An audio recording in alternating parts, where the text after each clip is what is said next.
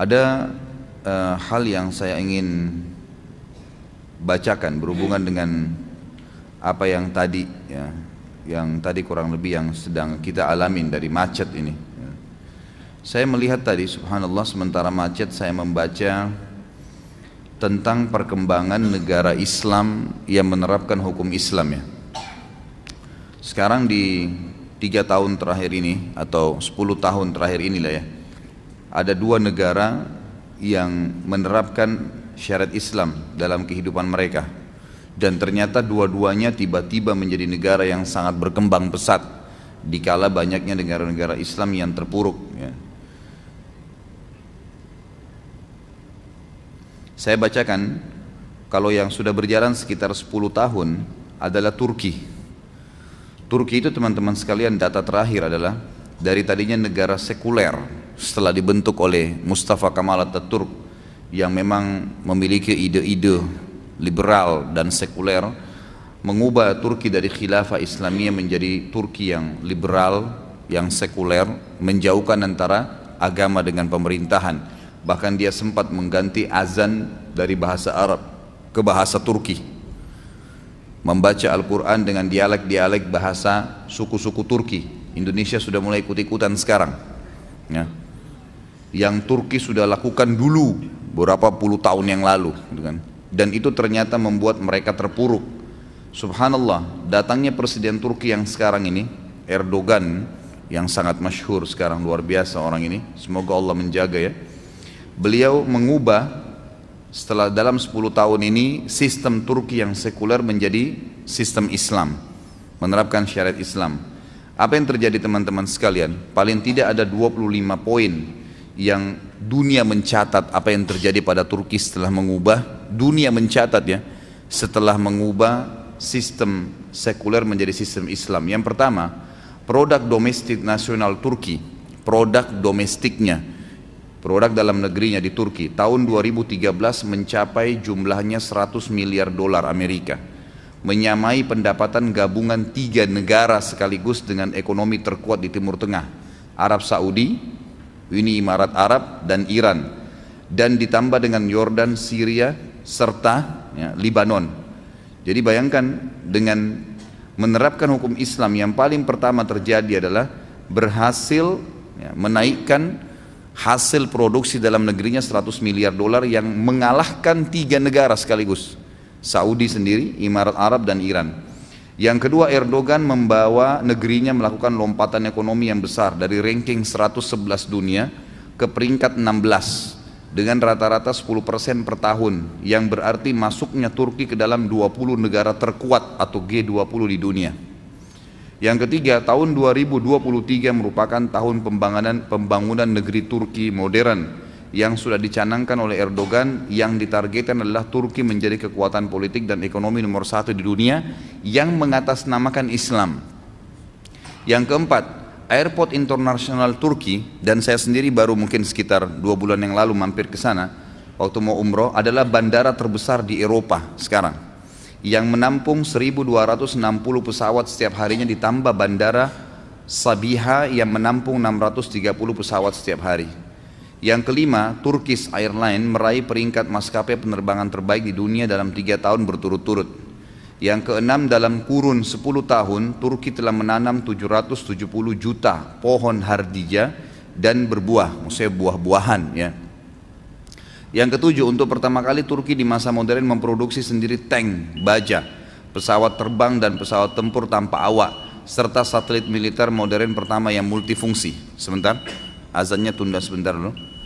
Nomor 8, poin 8, kelebihan 8, Erdogan dalam 10 tahun pemerintahannya telah mendirikan 125 universitas baru, 189 sekolah baru, 510 rumah sakit baru, dan 169.000 kelas baru yang modern, sehingga rasio siswa per kelas tidak lebih dari 21 orang per kelas, dan menjadi sekolah-sekolah terunggul sekarang di Eropa.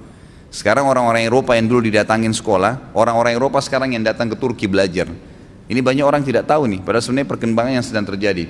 Yang kesembilan, ketika krisis ekonomi menimpa Eropa dan Amerika, universitas-universitas Eropa dan Amerika menaikkan uang kuliah Sedangkan Erdogan membebaskan seluruh biaya kuliah dan seluruh sekolah, kuliah dan sekolah bagi rakyatnya dan menjadi tanggungan negara. Yang ke-10, dalam 10 tahun terakhir, pendapatan per kapita penduduk Turki yang dahulunya hanya $3.500 per tahun meningkat menjadi $11.000 per tahun. Lebih tinggi daripada per kapita penduduk Prancis. Jadi kalau teman-teman tahu, Prancis itu paling tinggi per kapitanya. Artinya pendapatan orang itu tinggi sekali di sana. Tapi Turki dalam 10 tahun terakhir mengalahkan, karena dari $3.500 per tahunnya menjadi $11.000 per orang ya. Dari per kapita, dan Erdogan menaikkan nilai tukar uang Turki menjadi 30 kali lipat. Dulunya rendah, sekarang menjadi naik. Yang ke-11 di Turki, negara sedang mengupayakan dengan sungguh-sungguh membiayai 300.000 ilmuwan melakukan penelitian ilmiah untuk menuju tahun 2023. Jadi dalam slogan yang diangkat sekarang sama Erdogan ini, tahun 2023 atau 2025, Turki sudah harus kembali seperti dulu menguasai dunia dengan sistem Islam. Yang ke-12, di antara keberhasilan politik terbesar Turki adalah keberhasilan Erdogan mendamaikan dua bagian Siprus yang bertikai. Ia juga melakukan pembahasan damai dengan Partai Buruh Kurdistan untuk menghentikan pertumpahan darah dan meminta maaf kepada Armenia sehingga menyelesaikan permasalahan yang sudah menggantung selama 6 dasawarsa. Yang ke-13, di Turki, gaji dan upah meningkat mencapai 300%. Dan gaji pegawai baru meningkat dari 340 lira Turki menjadi 957 lira, dan jumlah pencari kerja menurun dari 38% menjadi 2%. 14, di Turki anggaran pendidikan dan kesehatan mengungguli anggaran pertahanan dan gaji guru sebesar gaji dokter. Ke-15, di Turki telah dibangun 35.000 laboratorium IT dan database modern yang melatih pemuda-pemuda Turki. Yang ke-16, Erdogan juga menutupi defisit anggaran yang mencapai 47 miliar dolar. Sebelumnya, cicilan terakhir hutang Turki ke IMF adalah 300 juta dolar pada Juli lalu. Bahkan Turki sempat sekarang ini meminjamkan IMF ya, yang sudah jelek namanya sebesar 5 miliar dolar. Dulu Turki utang, lunas semua utangnya, sekarang dia yang pinjamkan IMF 5 miliar dolar. Di samping itu Erdogan juga menambah cadangan devisa negara sebesar 100 miliar dolar. 17, 10 tahun terakhir ekspor Turki hanya 23 miliar dolar ekspor dari luar. Ekspor di keluar. Sekarang meningkat, tadinya cuma 23 miliar dolar, sekarang meningkat jadi 153 miliar dolar, mencapai 190 negara. Yang paling banyak adalah mobil. Jadi semua mobil di Eropa dan banyak juga dimasukkan di Indonesia sekarang atau di Asia Tenggara itu diproduksi di Turki. Dan saya tanya sendiri orang Turki kemarin, memang statementnya seperti itu. Yang paling banyak adalah mobil, yang kedua peralatan elektronik. Setiap 3 perangkat elektronik di Eropa satunya produk Turki. 18, pemerintahan Erdogan sekarang mengawali pengelolaan sampah menjadi pembangkit tenaga listrik yang digunakan oleh sepertiga penduduk Turki, dan energi listrik sudah dinikmati 98% penduduk Turki. 19, Erdogan pernah duduk berhadapan dengan seorang anak perempuan yang usianya masih 12 tahun, tampil dalam siaran langsung televisi, berdebat dan berdiskusi tentang pembangunan Turki masa depan. Beliau menghormati kecerdasan dan semangat anak tersebut, sekaligus beliau mendidik anak-anak Turki agar terbiasa untuk memikirkan tentang masa depan Turki. Ke-20, Erdogan adalah musuh, ya, disebarkan berita Erdogan adalah teman Israel.